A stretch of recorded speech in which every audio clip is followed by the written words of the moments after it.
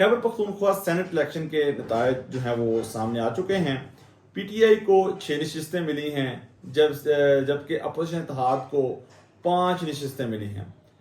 इन इंतखाबात में पाकिस्तान तहरीक इंसाफ की जो गलत हिकमत अमली थी, उस हिकमत अमली के बायस जनरल नशिस्तों पर एक जो नशिस्त है, मेरा ख्याल है वो पाकिस्तान तहरीक इंसाफ की तरफ से वो है वो अपोजिशन इत्तेहाद को तोहफे में दी गई है।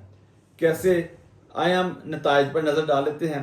जो अपोजिशन इत्तेहाद के 3 उम्मीदवार जनरल नशिस्तों पर कामयाब हुए हैं, उनमें तलहा महमूद ने लिए हैं 18 वोट और अताउल हक और नियाज अहमद को मिले हैं 17 वोट। दूसरी तरफ पाकिस्तान तहरीक इंसाफ के जो 4 उम्मीदवार कामयाब हुए हैं जनरल नशिस्तों पर, उसमें मुराद सईद को 26 वोट मिले हैं, फैसल जवेद को 22 वोट मिले हैं, जबकि मिर्जा अफरीदी और नूरुल हक कादरी साहब को 21 वोट मिले हैं।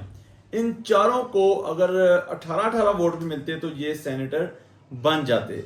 अब मुराद सईद को 8 वोट इजाफी मिले, मिर्जा अफरीदी फैसल जवेद को 4 वोट इजाफी मिले, मिर्जा अफरीदी और नूरुल हक कादरी साहब को 4 वोट जो है वो इजाफी मिले हैं।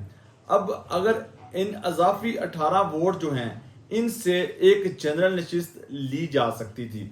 अब नतीजे में अगर पाकिस्तान तहरीक इंसाफ हिकमत अमली के तहत इस सिलेक्शन को कंटेस्ट करती, फार्मूला तय अगर ना किया था, मेरा ख्याल है तो एक नशिस्त जो है वो निकाली जा सकती थी, जिसके नतीजे में नून लीग या फिर जेयूआई का उम्मीदवार हार सकता था। अब पार्टी नशिस्तों का ये फार्मूला तय करते हुए इस सारे मामले को क्यों नजरअंदाज किया गया, पार्टी जो है वर्कर्स को अपनी क़यादत से सवाल जरूर पूछना चाहिए।